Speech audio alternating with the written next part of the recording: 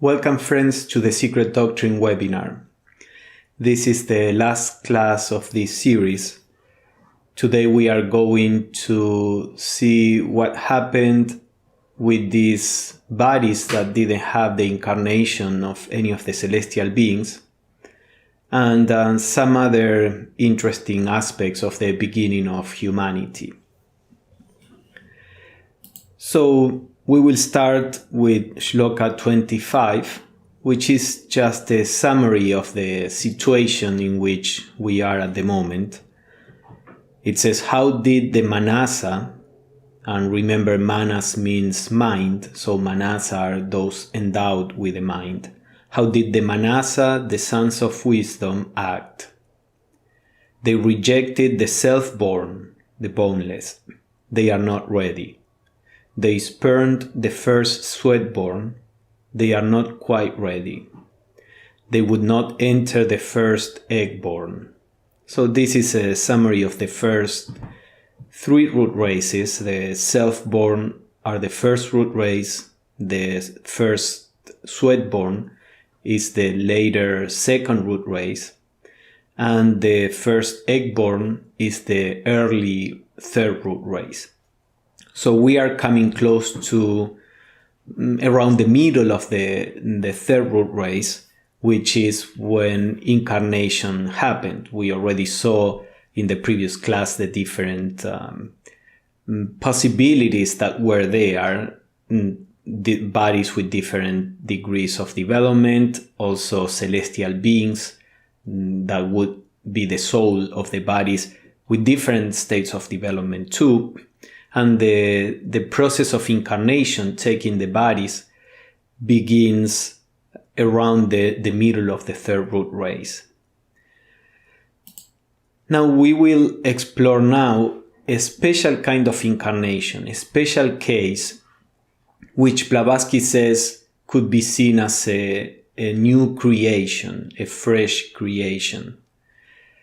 The shloka says, when the sweat-born produced the egg-born, the twofold, the androgyne third race, the mighty, the powerful with bones, the lords of wisdom, said, now shall we create. So there is a new kind of character introduced here, the mighty, the powerful with bones, and Blavatsky calls them the lords of wisdom. In general, we have seen that Blavatsky uses the term sons of wisdom. Now she's using lords of wisdom. Unfortunately, she doesn't use these terms in a very systematic way. Remember that she's translating all these shlokas from some foreign language, probably from Zenzar, which is an unknown language. We have some reference to her having studied Zenzar during her training in Tibet. And the shlokas are also translated into Sanskrit, Chinese, Tibetan, according to what Blavatsky said, but she didn't know any of those languages. She was familiar with them, but not enough to translate from there. So probably she's translating from this old language. And in the process of translating, she had to create the English terms, and she was not very systematic with that. So we will find that she goes back and forth between calling these beings sons of wisdom or lords of wisdom. I think for us to keep this idea clearer, as we talk about this particular instance, keep in mind that these are higher beings. These are lords of wisdom, even if Blavatsky sometimes may refer to them as son of wisdom. So the idea is that here there is this group of higher beings that say once the third root race gets to a point before the separation of sexes, they say, now we shall create. Then the next shloka says, the third race became the Vahan, or vehicle, of the lords of wisdom. It created sons of will and yoga by Kriya Shakti. It created them, the Holy Fathers, ancestors of the Arhats. So let's see what that means. Blavatsky says in the first or earlier portion of existence of this third race, while it was yet in a state of purity, the Sons of Wisdom, it would be here Lords of Wisdom, as will be seen, incarnated in this third race. Clearly, the Lords of Wisdom are the Kumaras of the Hindu pantheon. The Kumaras, explained an esoteric text, are the Dhyanis derived from the Supreme Principle who reappear in the Vaivasvata Manu period for the progress of mankind. So she sometimes refers to these Kumaras. We saw this briefly in some of the other classes. In the Hindu mythology, the Kumaras are regarded to be an eighth creation, and they are gods that were asked to create, to incarnate as human beings, and they refused doing that. The traditional Hindu view is that they did it because they wanted to remain chaste, and Kumara means young, so they wanted to be spiritual entities beyond the passing of time and age, and meditating in a pure state. So these are the gods that refused to create. Now, this esoteric text from which Blavatsky is quoting, she doesn't give the source. She says that these Kumaras are the first emanation from the Supreme Principle. That means the first emanations are always the highest from the point of view of the esoteric philosophy. So these are the first emanations, and they reappear, she says, in the Vaivasvata Manu period. Vaivasvata is the name of the Manu of the fifth root race in the Theosophical literature. The Manu is this celestial being. He is a high Mahatma or Arhat who is in charge of the fifth root race.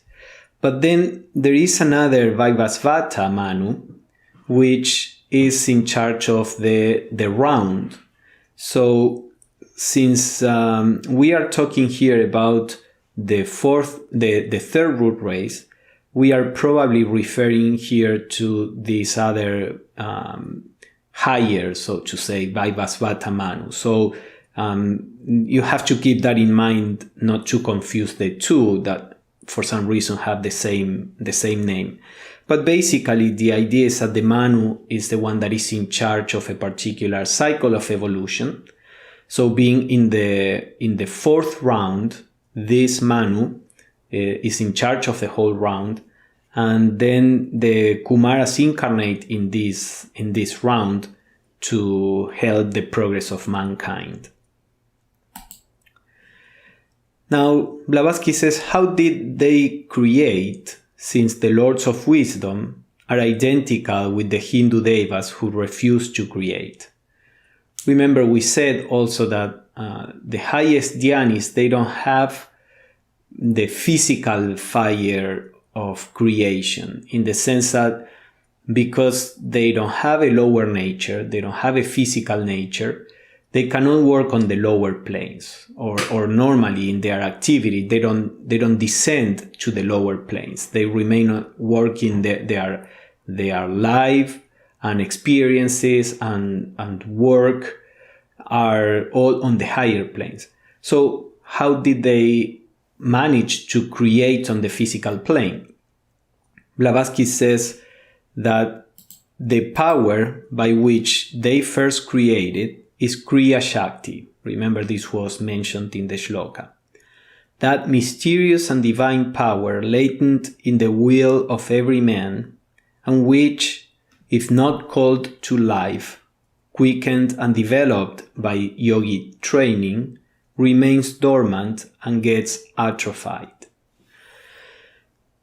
So the idea is that this Kriya Shakti is a power described in Hinduism, which we could translate as the power of thought. As Blavatsky says, because human beings are an emanation of the creative hierarchies, human beings have creative powers.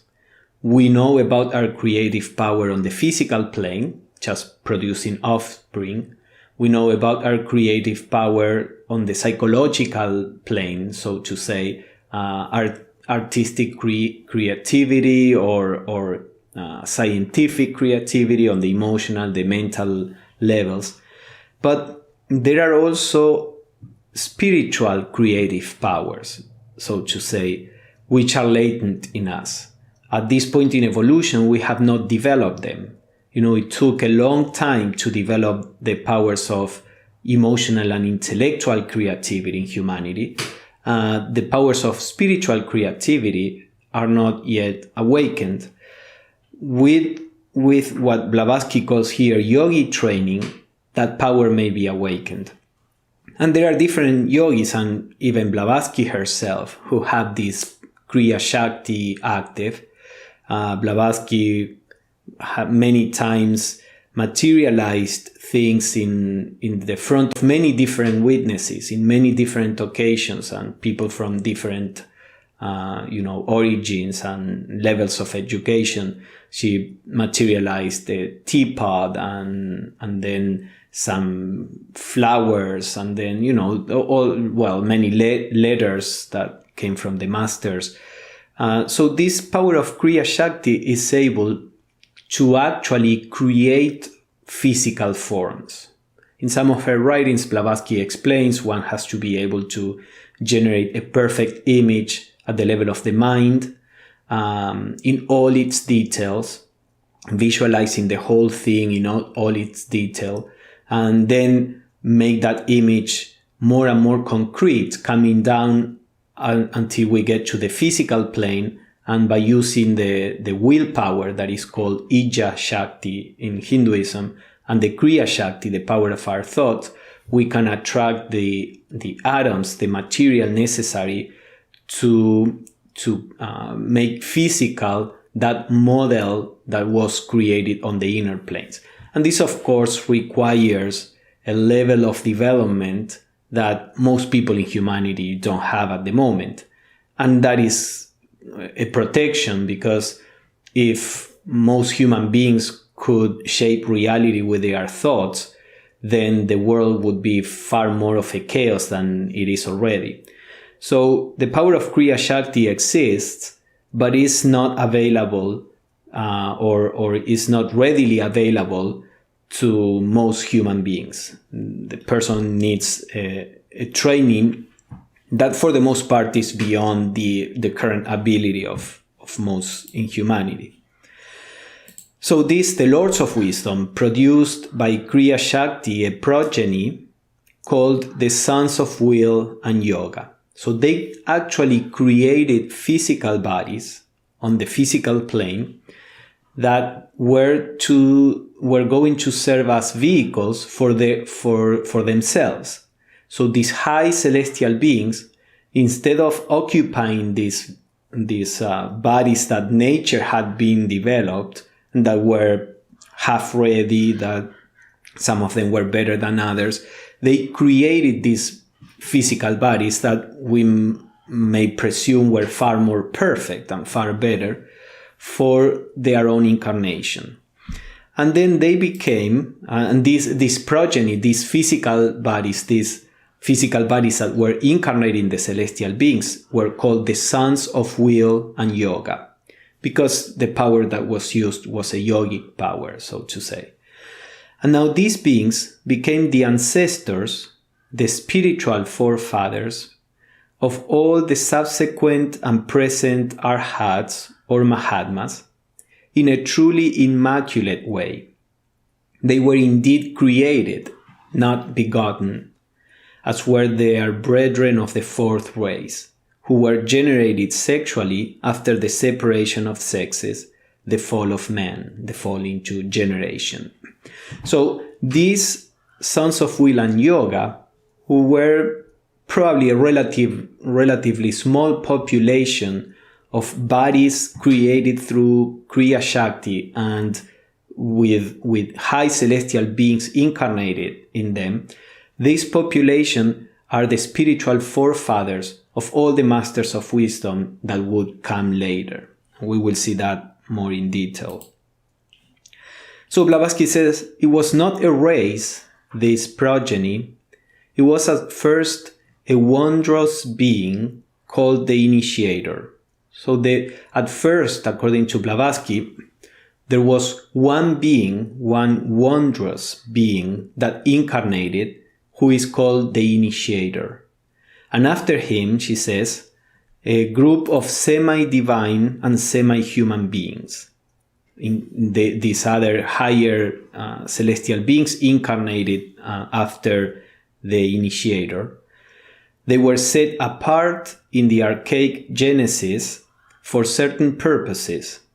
They are those in whom are said to have incarnated the highest dhyanis, celestial beings, munis and rishis from previous manvantaras, from previous evolutionary cycles, to form the nursery for future human adepts on this earth and during the present cycle. So they are the nursery for human adepts. Because human evolution is just starting at this point, humanity could not produce adepts, or the earth humanity could not produce adepts right away. As we have seen, those bodies in which the celestial beings who would become the souls of the bodies incarnated fully were already monads that had almost accomplished in previous evolutionary cycles the human experience. So in relatively few generations, they became adepts on Earth. But until that happened, then these celestial beings who evolved in previous evolutionary cycles, in previous or in different planets, they came to Earth spiritually, not through a UFO. They came spiritually on the inner planes, and then they incarnated, and they acted as the fathers, the spiritual fathers of humanity. The physical fathers of humanity were the Pitris, Parhishats, that created the physical bodies.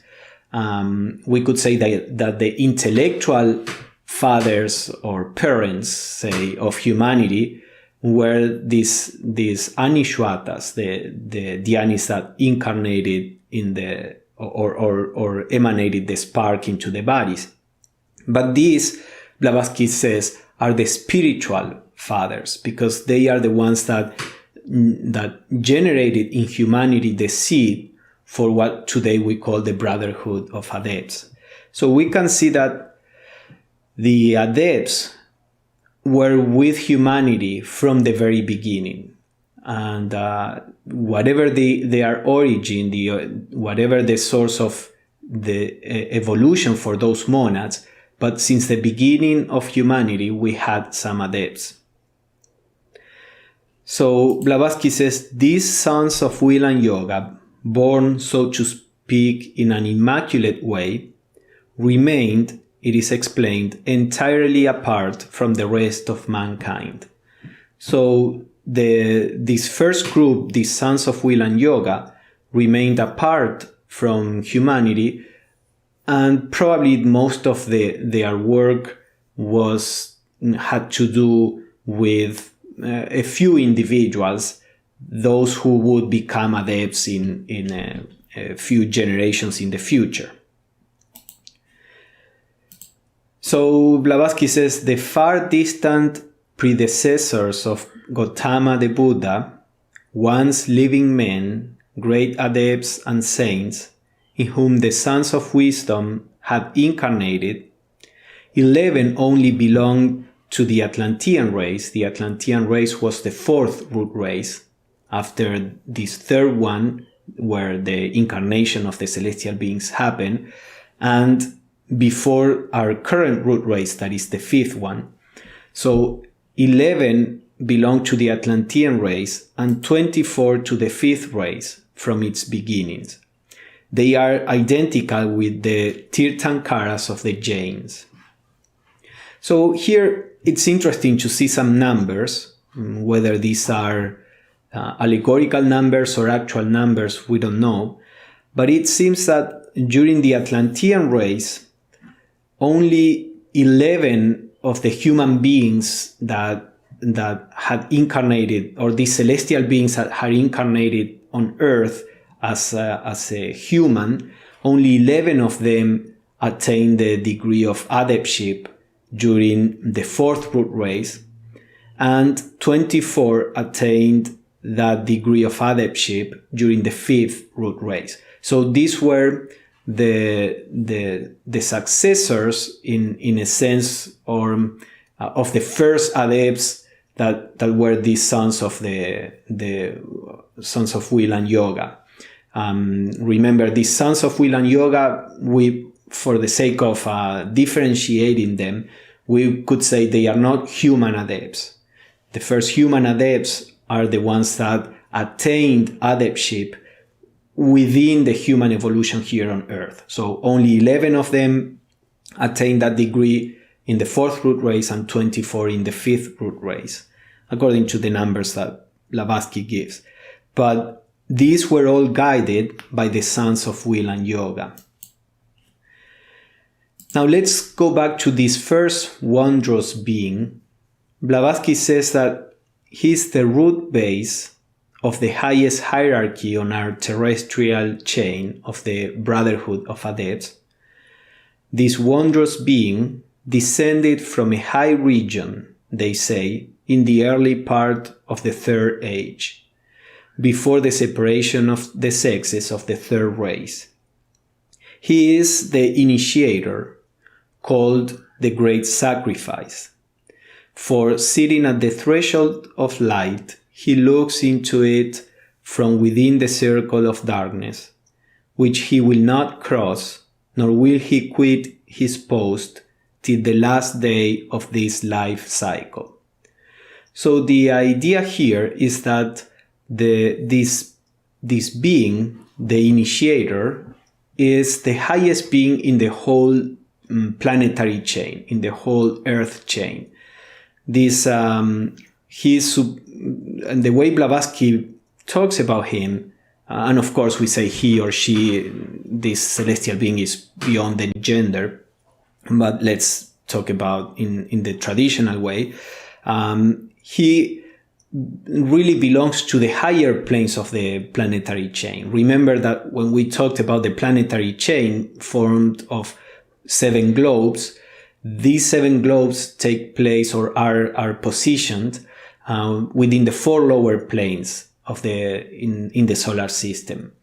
Now, this wondrous being belongs to the higher planes, through the 3 higher planes of which we cannot make any image or understand anything about, Blavatsky says, because these planes are so far beyond our understanding. And yet, this being decides to come down to the lower planes and remain in the darkness just to watch over the development of humanity. He is sometimes called the Silent Watcher. He is the ultimate consciousness that is embracing the evolution of the planetary change of the whole Earth. And he's also the initiator because during the process of occult initiation, not the initiations in different organizations or religions, but the occult initiations that happen on the inner planes, initiations that happen more to the soul than to the body, to the personality.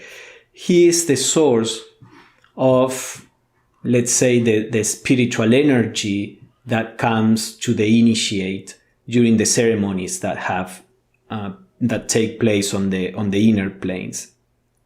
And he will remain there until the whole evolution on Earth is over.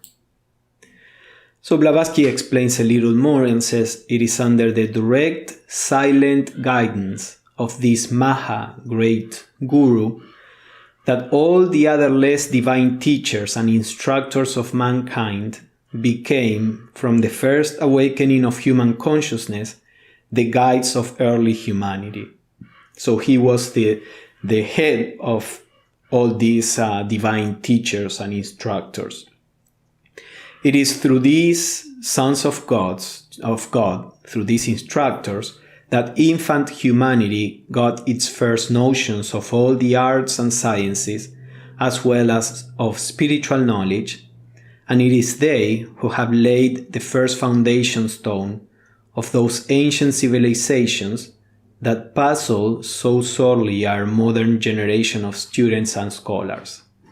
As we are going to discuss by the end of this class, the picture that the esoteric philosophy presents is that humanity was never left alone. Humanity was always guided, that the learning of the early civilizations in astronomy, medicine, mathematics, architecture, agriculture, all these things were actually taught to humanity. From this point of view, we did not came upon this knowledge just randomly by trial and error when the mind of mankind was still developing. That would have taken many, many more millions of years than it took otherwise for mankind to come to the place where we are at right now. So in the same way that a child is born within a family and parents who guide him or her, and he's not just left alone to develop however he or she can, in a similar way, humanity is guided by spiritual parents, if we want to put it that way, so that they can accelerate the process of learning and evolution of humanity. So all these ancient civilizations, not only in Egypt with their pyramids, but also the Easter Island and in Peru, all that civilizations that the Incas inherited, because they inherited that a big civilization. They were not the ones that developed it. All these were, and many others were generated by, or were the human beings at the time were guided by these sons of God, these early adepts, so that they could evolve in a faster way. And then Blavatsky quotes the following: "When we have ascertained the extent of the universe and learned to know all that there is in it, we will multiply our race," answer the sons of will and yoga. This means that the great adepts and initiated ascetics will multiply, that is, once more produce mind-born immaculate sons in the seventh root race. So what Blavatsky is saying here is that the gods are going to walk among men again in the seventh root race. We are in the fifth root race. The beginnings of the sixth root race are on its way, but we have still probably a couple of million years until the sixth root race is actually developed.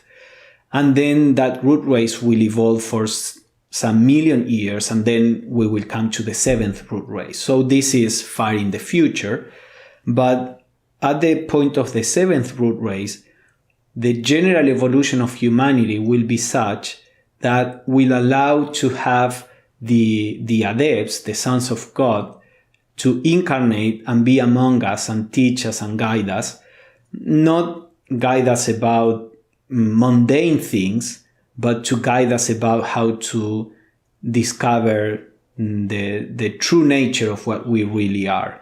So that happened at the beginning of human evolution, just to get us started, and it will happen again towards the end of human evolution on this globe before we pass on to the next globe in the chain and continue our journey. So that is all that we have for that particular group of high divine beings that incarnated in bodies specially generated. Now let's see, we have still one more issue to solve, which is what happened with these celestial beings that did not incarnate in humanity during the third root race, but they deferred the incarnation until the beginning of the fourth. So meanwhile, the shloka says the animals separated in the sexes first into male and female.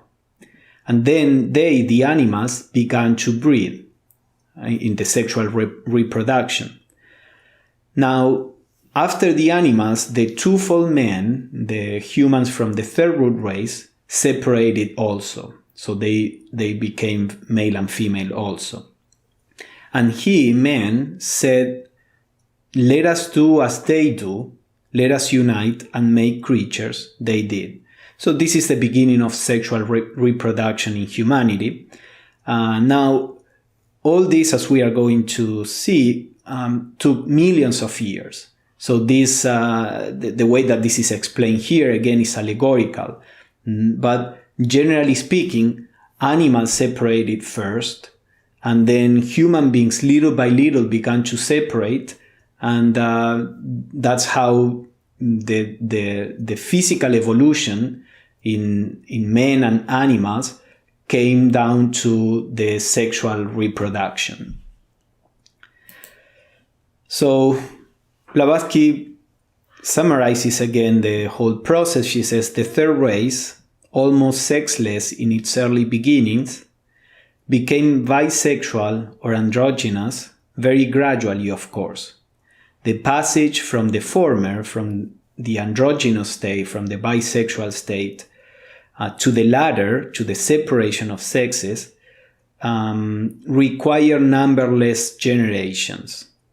The third race humanity began to separate in their prenatal shells or eggs. Remember, we are in the transition from the human beings being born from eggs into human beings being born from the womb. So already the transition, the separation between sexes began during the stage of the egg-born, and then to issue out of them as distinct male and female babies, ages after the appearance of its early progenitors. So all this took a long time. As time rolled on its geological periods, the newly born sub-races in the third root race began to lose their natal capacities. By the end of the fifth sub-race, mankind was born under the same conditions and by the same identical process as our historical generations. This required, of course, millions of years. So Blavatsky says, as we have seen, that the incarnation of the celestial beings began 18 million years ago. This is more or less around the third root race, the third sub-race of the third root race. And then she says that by the end of the fifth sub-race, so the fourth and the fifth ran their course, and before the sixth sub-race began, then the process of generation and birth was already established in the same way that we have it today. And that, of course, she says, require millions of years. So she says that up to this point, to the point in which humanity becomes physical, the sexes are separated, reproduction becomes sexual, up to this point, the evolution of man belongs more to the metaphysical than the physical nature. Most of the evolution took place on the inner planes. It is only after the so-called fall that the races began to develop rapidly into a purely human shape. So during this transition from non-physical into physical beings, there was a lot of variety, as we are going to see a little about. The evolution, the physical evolution, was trying to settle into a physical form, into a physical mode of reproduction.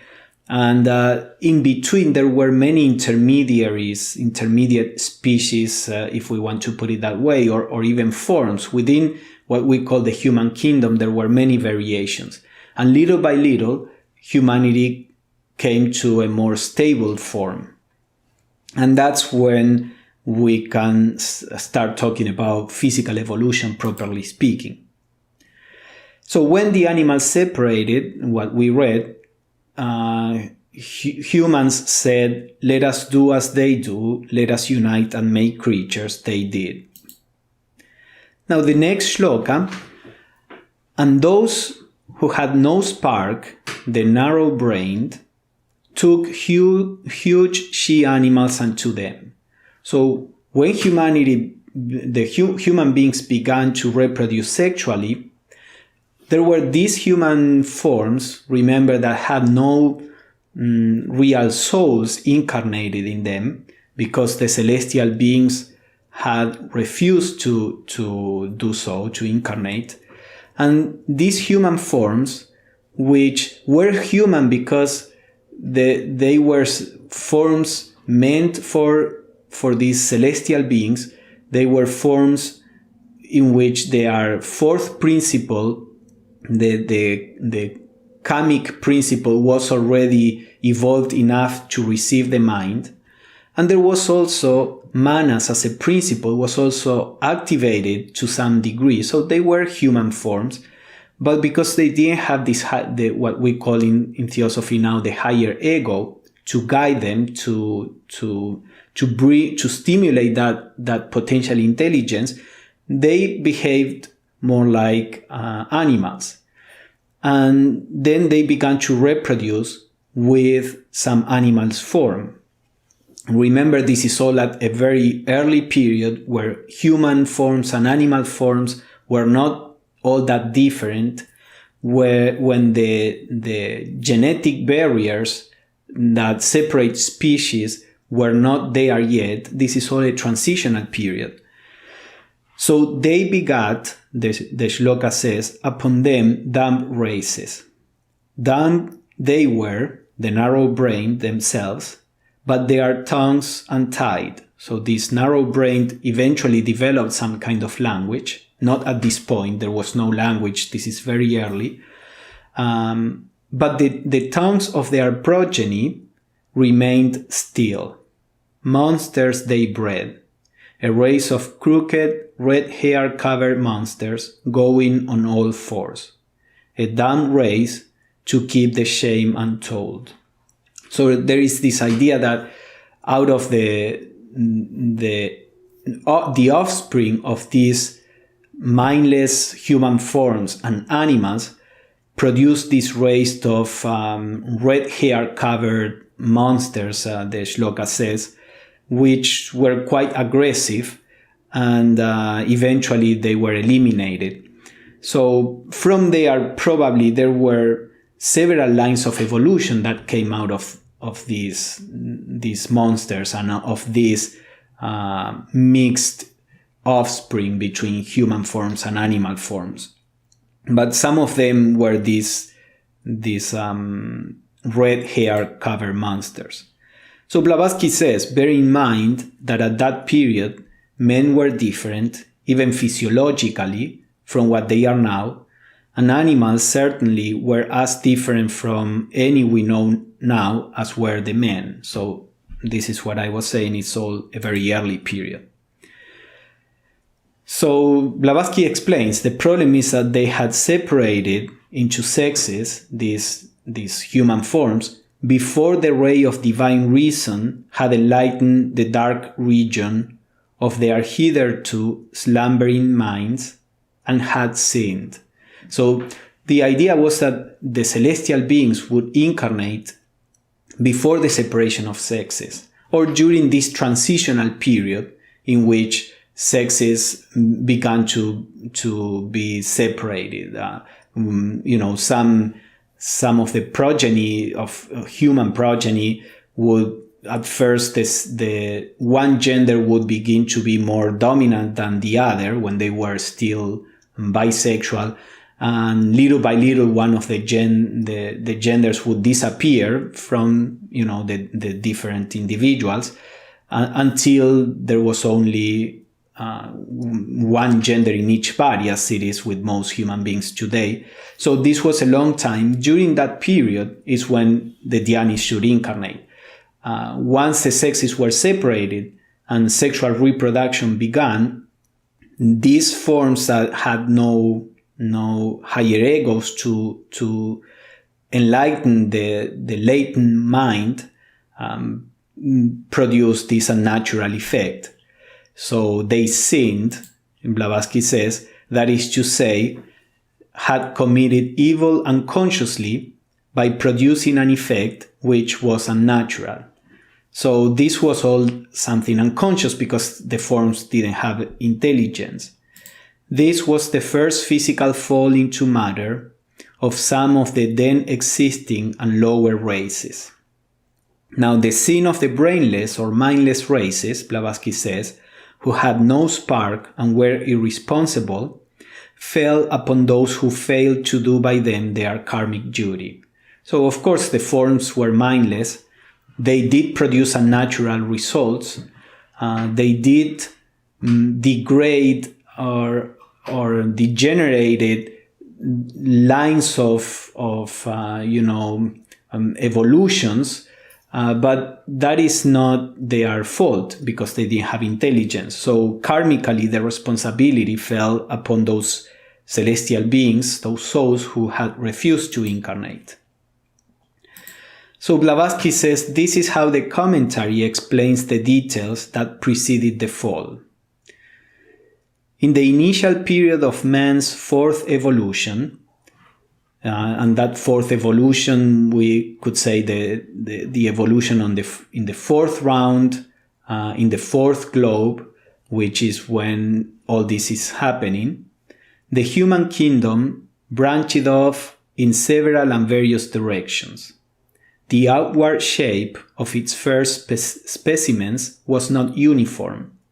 For the vehicles, the egg-like external shells in which the future fully physical man gestated were often tampered with before they hardened by huge animals of species now unknown and which belonged to the tentative efforts of nature. So there are several interesting things here.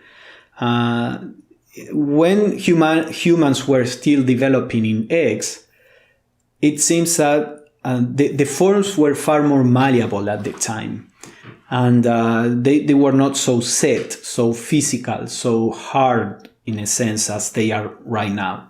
Maybe they didn't even have bones in the way that we do. Maybe they have more like cartilage or something like that. So animals would tamper with the eggs, and the forms that came out of the eggs would be deformed, or there weren't really steady conditions for the development of the human beings. There were these huge animals, which the commentary here says belong to tentative efforts of nature. Physical evolution was always has this unconscious, so to say, tendency to produce a human form.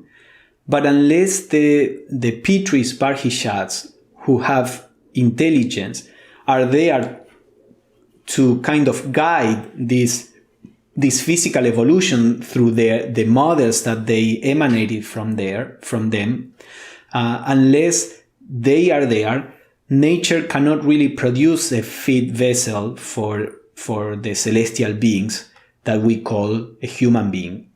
So nature did produce different animals, but none of them were good enough. There is a shloka that we didn't introduce here early, before the second volume begins to really talk about human beings, that says nature unaided fails. So nature did try to produce these human beings, but they failed and they were not good enough, and eventually they were destroyed for that reason. So the result of all this chaotic beginning was that intermediate races of monsters, half animals, half men, were produced. But as they were failures, they were not allowed to breathe long and live, though the intrinsically paramount power of psychic over physical nature being yet very weak and hardly established, the egg-born sons had taken several of their females unto themselves as mates and bred other human monsters. So before the power of the psychic or the intellectual or the mental, before the power of the mind was stronger than the physical nature, all this uneven intercourse happened, or mixed intercourse happened. Later, the commentary says, animal species and human races becoming gradually equilibrized, they separated and made it no longer. Upon seeing this state of things, the kings and lords of the last races, of the third and the beginning of the fourth, placed the seal of prohibition upon the sinful intercourse. It interfered with karma. It developed new karma. So they, the divine kings, struck the culprits with sterility. So you see here how there is a line or there is a hierarchy of adepts that are led by what is called the Manu. We saw the Manu mentioned before, who are in charge of the physical human evolution. Perhaps in a similar way that we today, as human beings, we are able to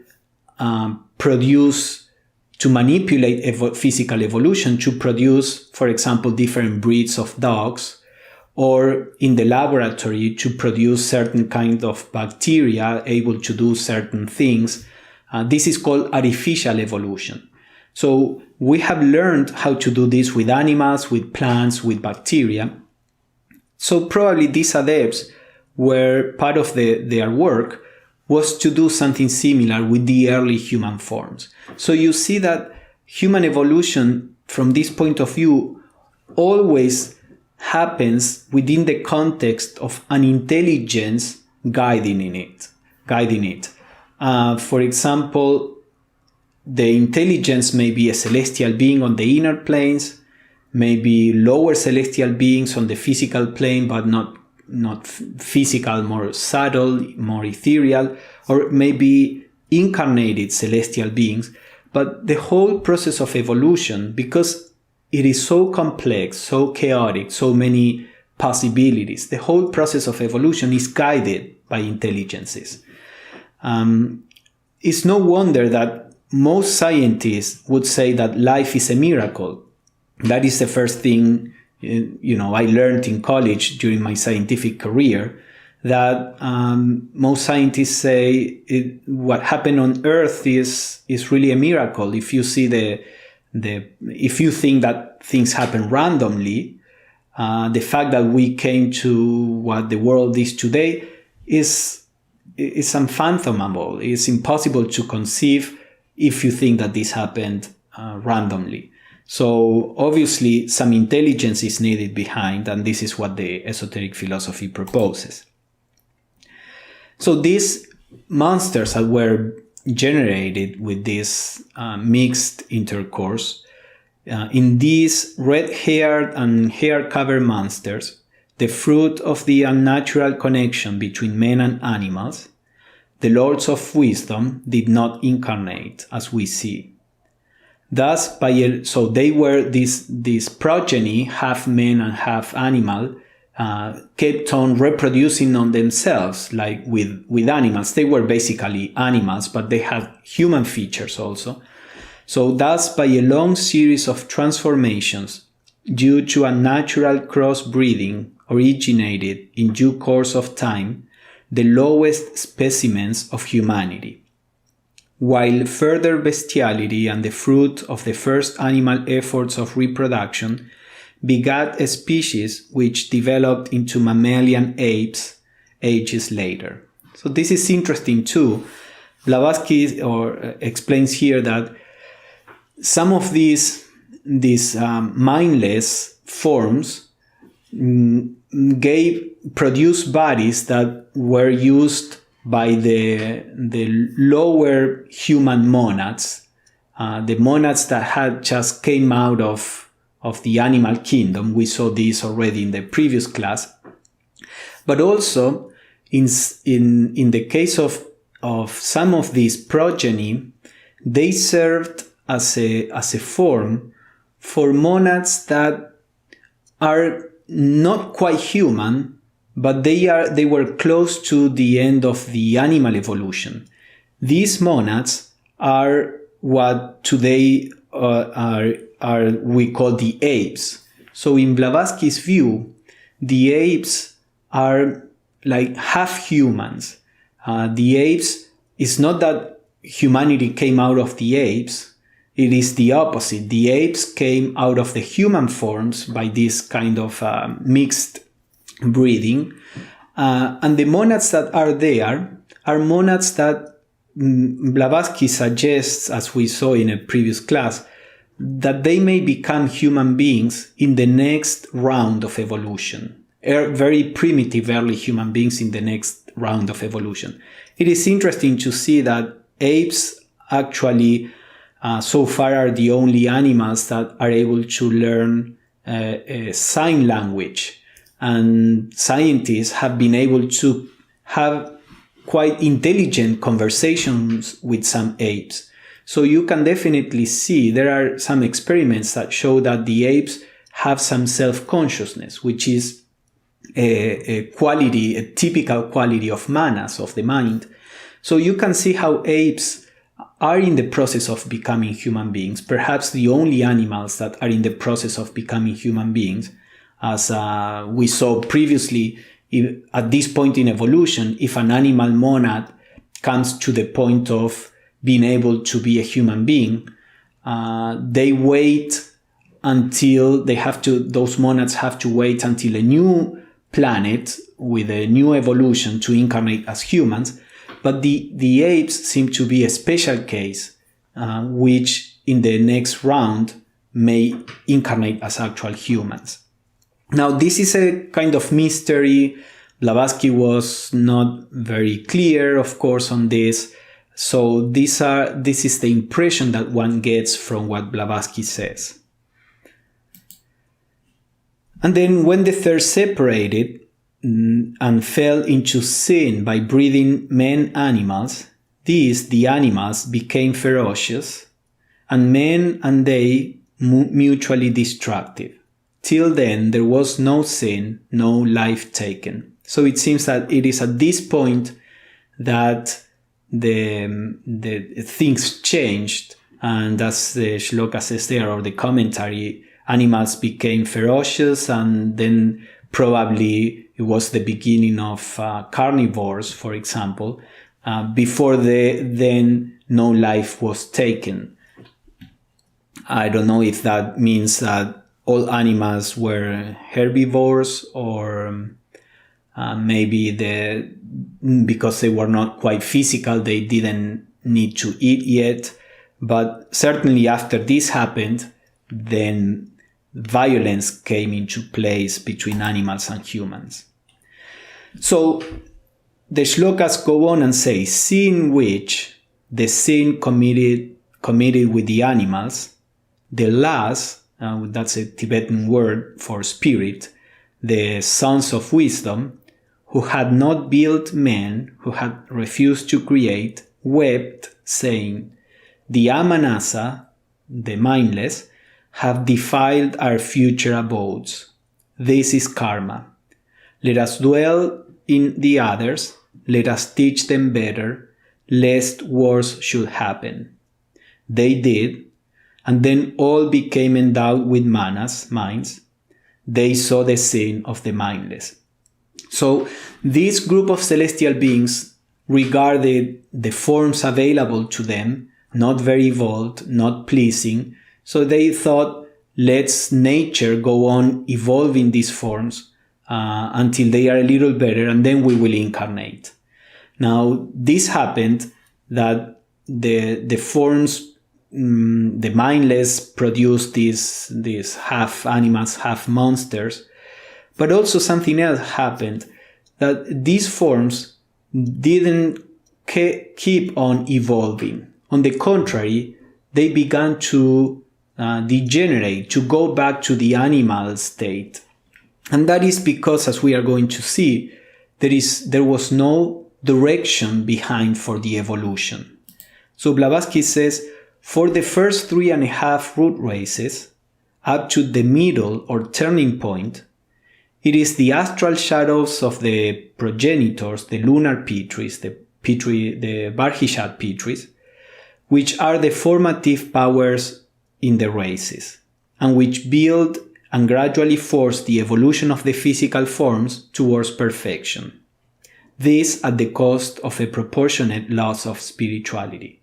So up to the point where the souls were supposed to incarnate, as I explained, the Pitris were pushing human evolution or evolution into the right direction.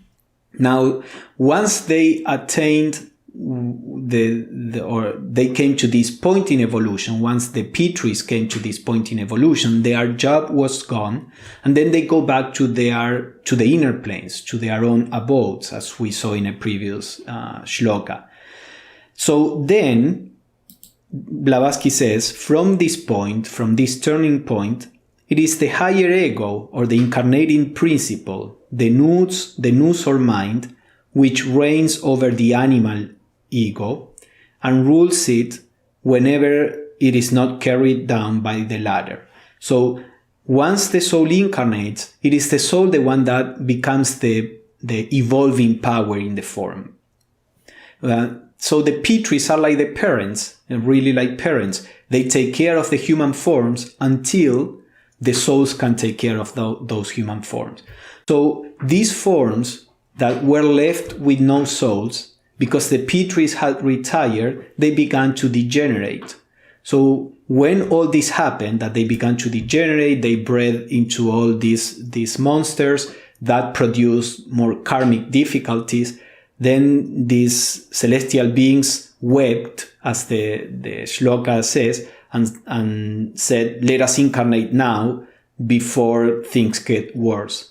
But then they incarnated in worse forms than otherwise would have been the case if they had incarnated when they should.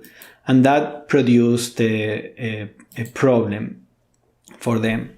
A problem because those personalities were not receptive to the spiritual, were far more insensitive to the spiritual efforts of the soul.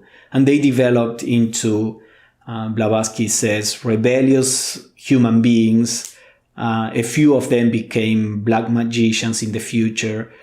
So as the shloka says in the first volume, they suffer and they caused suffering.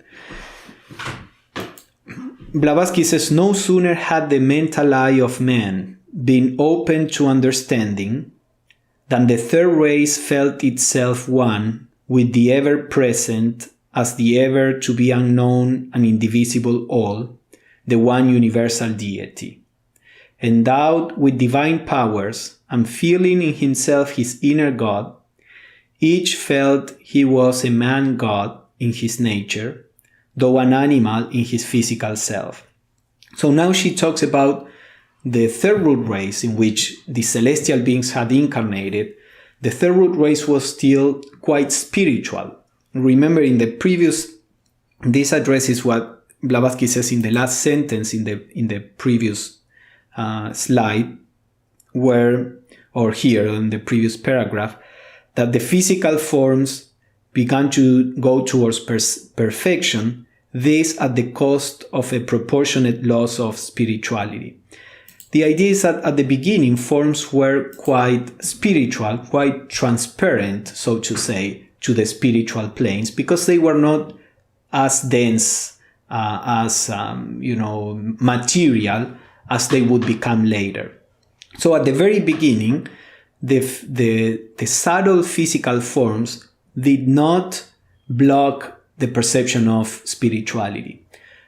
As the evolution proceeded into the fourth root race, which was the most material of all, then all that was gradually lost. But in the perception, the consciousness of the third root race, they all felt naturally at one, as one with everything around. They all felt the divine presence of the soul. So they just, as Blavatsky says, didn't need any religion. She says, at the dawn of his consciousness, the man of the third root race had thus no beliefs that could be called religion.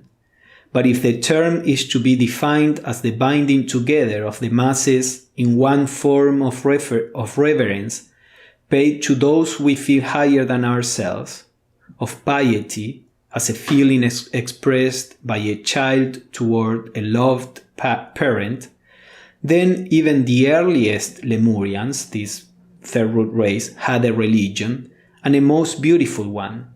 Because they were still like children, they had this innate devotion and love for their leaders, their rulers, and for the gods within, and for the oneness around.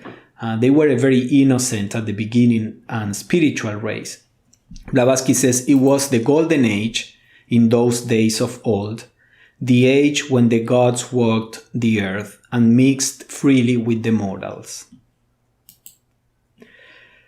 The struggle between the God within and the animal in man, the physical form, began from the very day they tasted of the fruit of the tree of wisdom, a struggle for life between the spiritual and the psychic and the physical. By psychic, she means the psychological, the mind, the emotions. So as soon as humanity acquired the mind, remember one of the shlokas said that the Dhyan is incarnated and intensify the kama, the passionate nature.